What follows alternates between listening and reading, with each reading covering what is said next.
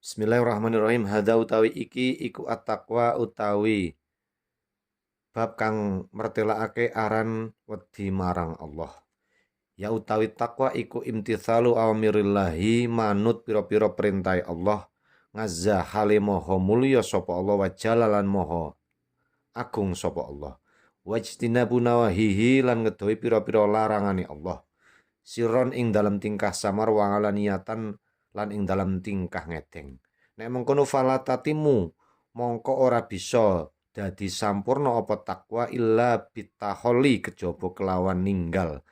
Ninggal ngankuli radilatin saking saben-saben sifat kang asor. Watahali lan gawe pepaes bikuli fadilatin kelawan saben-saben sifat kang utama. Fahya mongko tawi takwa iku atoriku dalan. Alati ya dalan silailati man kang uti sapane wong iku salakahu nglakoni sapa man ing torik jawab syarat man ihtada mongko oleh pituduh sapa man wal ngurwatu lan tali sifating ruah alwuthqa kang kuat alati man kang utai sapane wong iku istamsaka cecekelan sapa man cecekelan biak lawan ngurwah jawab syarat man naja mongko bakal slamet sapa man wallahu alam bisawab.